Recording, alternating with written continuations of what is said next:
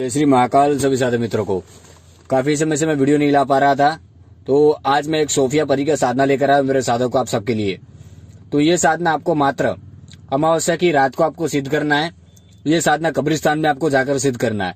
ये सोफिया परी, ये बहुत ही तीव्र और उग्र परी है। ये तुरंत सिद्ध होती है।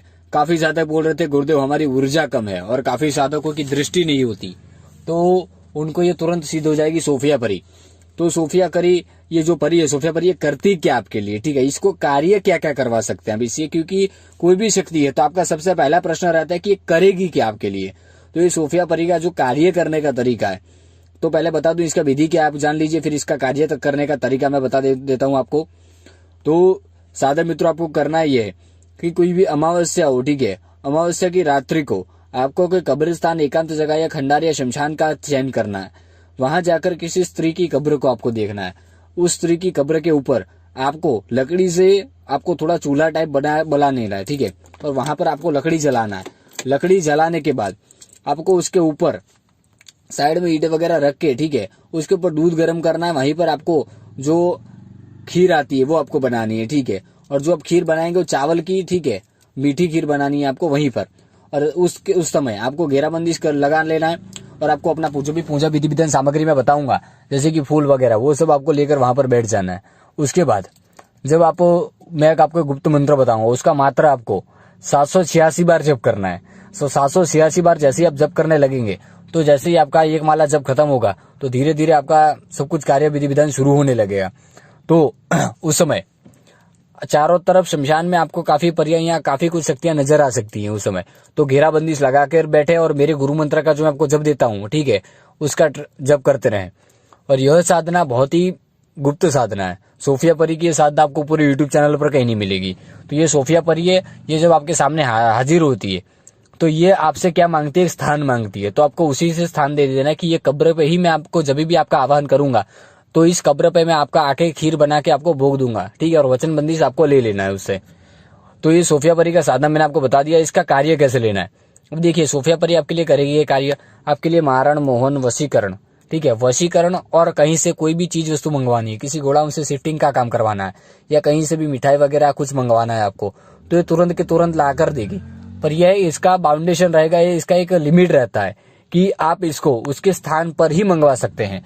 और काफी साधक बोलते हैं कि हम गुरुदेव शक्ति को सिद्ध करने में असफल हो गए, ठीक है, तो उन्हें इसीलिए मैं कहता हूं कि आप ट्रांसफर ले लीजिए, क्योंकि ट्रांसफर में क्या होता है कि ना आपको साधना करने की आवश्यकता रहती है, ना कुछ करने की आवश्यकता रहती है। जो भी पूजा विधि विधान सब कुछ क्रिया करते हैं वो हम करते हैं, ठीक है, आपके लिए, हम, क्योंकि आप हमारे शिष्य होते हैं, तो आपके लिए उतना करना हमारे लिए आवश्यक है। और साधक का मतलब क्या है, काफी लोग तो यही नहीं जानते। तो आपको साधक का मतलब पहले मैं बताता हूँ कि साधक का मतलब क्या होता है। तो साधक यानी खुद को साधना। अब शक्ति को भी साधता है साधक, और खुद के जो शरीर होता है उसको भी साधता है साधक। तो उसके लिए आप पहले अपने मन पर कंट्रोल रखें, ठीक है, और कोई भी पूजा विधि विधान करने से पहले अपनी ऊर्जा को सही करें, आपकी मोह माया को दूर करें। आप जब तक अपने मन के लालच को दूर नहीं करेंगे, तब तक आपके सिद्धि होना ये बिल्कुल इम्पॉसिबल बात है आपके लिए।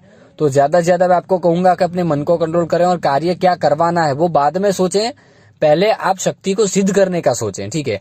शक्ति सिद्ध होती है, बाद में कार्य करने के बारे में सोचें। ज्यादा लालच मन में नहीं पालेंगे तभी ये सोफिया परी सामने हाजिर होगी। और मात्र एक दिन की साधना है, अमावस्या के दिन आपको करना है।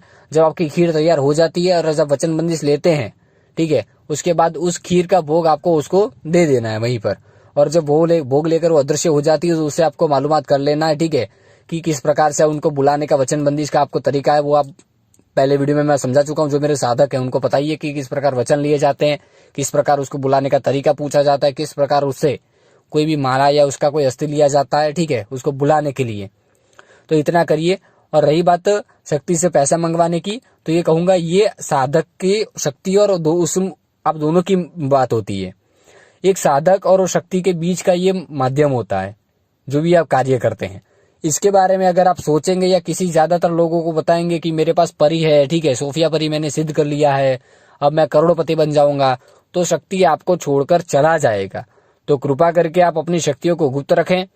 ना आप साधना कर रहे हैं वो बात किसी को बताएं, ना आपने ट्रांसफर लिया है वो बात किसी को बताएं। और यह सोफिया परी का ट्रांसफर मैं मात्र 51 लोगों को ही देने वाला हूं। तो ज्यादा लोग कांटेक्ट ना करें, और जो भी लोग सबसे पहले कांटेक्ट करेंगे उनको सोफिया परी का ट्रांसफर दे दिया जाएगा। और सोफिया परी का ट्रांसफर शुल्क मैंने 35,000 रुपये रखा हुआ है, ठीक है। तो जय श्री महाकाल सभी साधक मित्रों की। और यह शक्ति आपके लिए षटकर्म का षटकर्म कार्य कर सकती है। मारण, मोहन, वशीकरण, उच्चाटन, संबंध, विद्वेषण हर एक प्रकार का कार्य कर सकती है ये शक्ति।